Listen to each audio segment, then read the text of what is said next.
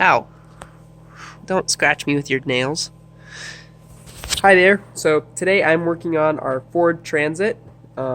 Needed to change the oil on it for a little while here and just finally getting around to it because we had a blizzard yesterday, so we were kind of snowed in. But got the oil here. As you can see, takes just the 5W20, and we went with the Ford Motorcraft. Cat, I'm trying to show the product here. Yeah, here, excuse me. We went with the Motorcraft brand, and we also got this filter, a 910S. And I looked underneath the vehicle, and it is wonderful. Ford designed this one well. They should get a prize because they actually put the fuel filter, or the oil filter, and the oil drain plug in just such nice spots. So let's head underneath the vehicle there and show you exactly what I'm talking about. So you go underneath, and you'll see this is the bottom of the engine, and they got the plug right here. Quite nice. Lowest end, especially if you drive it up onto one of these things, all the oil is even gonna flow that direction. And then the oil filter is right here. So based on that information, you already know what to do. Everything else is pretty simple. But I think I loosened this already. Not enough, apparently. Takes a 13 millimeter. Oh, cat. You're invading my personal space. This takes 13 millimeter. I broke it loose already, as I mentioned before. I'm just going to carefully thread this out and position my arm so that I don't get covered in oil. So here we go. Make sure you have your drain pan ready to catch it, which I think I do.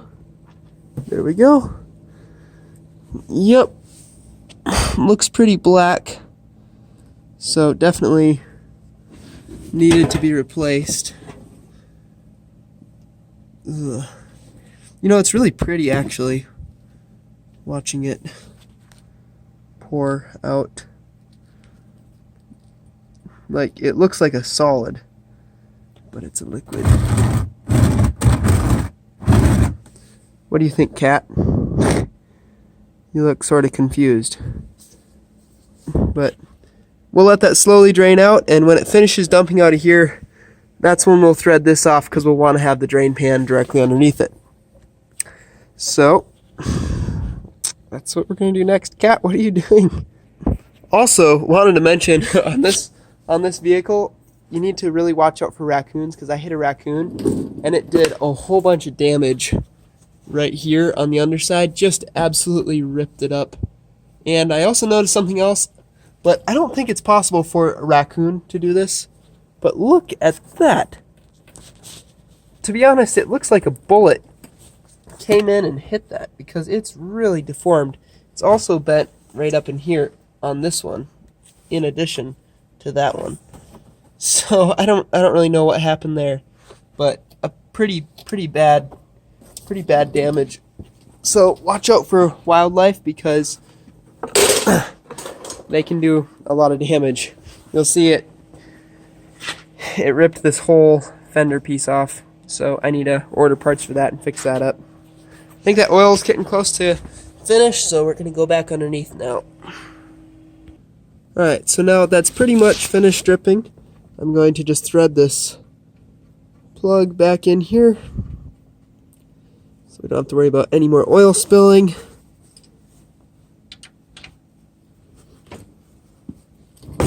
Don't need to go too crazy tight on that. Right there is probably good.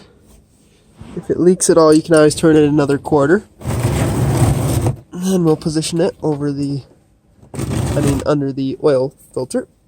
But I think I'm probably going to grab a filter wrench and loosen that because I don't think I can get it with just my hands. Alright, so I got the filter wrench on there and I turned it. So it's now loose. And I'm just going to begin threading it out. Expect a little flood of oil. Man, that oil is pretty black. Glad that we're doing this right now. I don't want to touch it. I might go get a glove or something. Ta-da! Glove.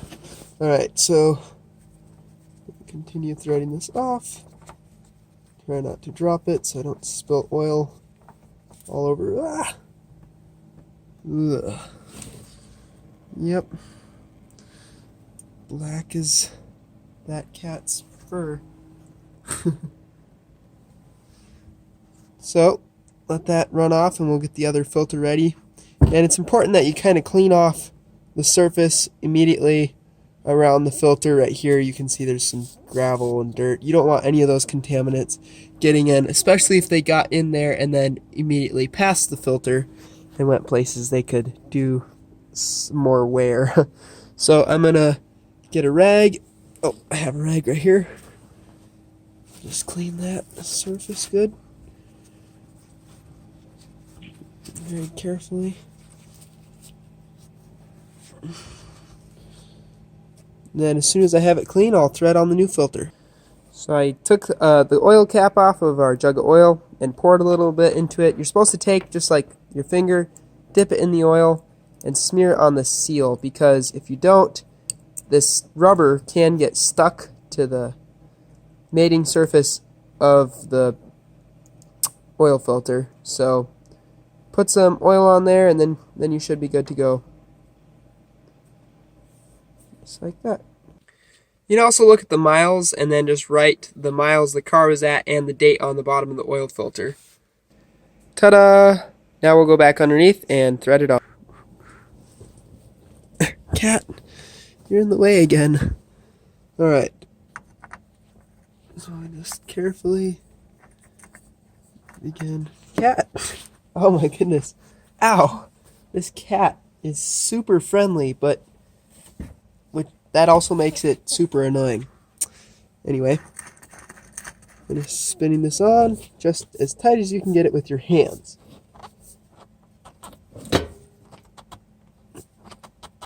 So right about there should be sufficient. Now we're ready to see how much oil was in it and also fill it again. So I guess we'll do that next. Cat. So just finished dumping the oil. And this estimate will not be perfect for how much oil was in it, but it should be pretty close. Looks like it's just a half a quart short of a gallon. There are markings down here. They're kind of hard to see, and I don't feel like sticking my camera down there.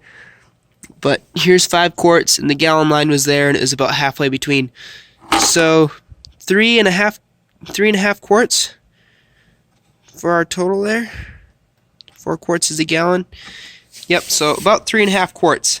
So then we're going to add oil in and then wait a little while, check it with the dipstick, make sure we're not overfilling it, and we should get it to about right. Isn't that right, Cat? Yeah. So the dipstick for the oil is located right here, and there's no oil in it, of course, now. And the cap where you fill it is right here. So you don't want to add it in too fast because you don't want it to be spilling over everything, all the stuff right inside the engine. But we should be good to go to add in some oil. So now we're going to start pour this oil in. But it's always really difficult. Oh, that's not good. So that's how you know that you need a funnel. This oil is pretty watery, actually. It's not as viscous as I thought it was. So, yep, first dump oil all over the engine, and then realize that you have to go find a filter or a funnel to pour it in. So I'm gonna go find a funnel. Ugh, what a mess. Well, found a funnel, cleaned it out a little bit as far as I could, and now I'm going to just pour oil in. This jug right here holds 1.25 gallons. So I'll just kind of glug it in. It should take almost all of this, or all of it, depending on if the vehicle was low or not.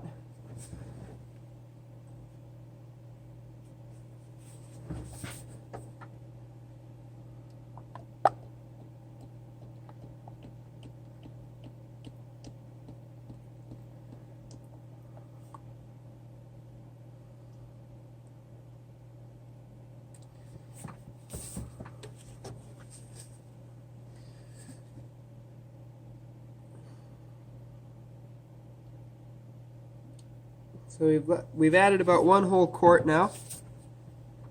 It's a little bit slower when you use a funnel, but I'll keep adding in and checking the dipstick and let you know about how much it took in the end.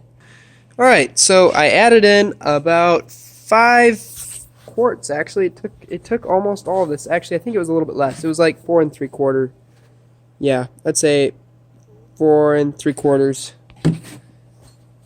So a little bit more. It was a little bit low on oil. I didn't actually check it right before I did it. I just knew that it needed to have the oil changed.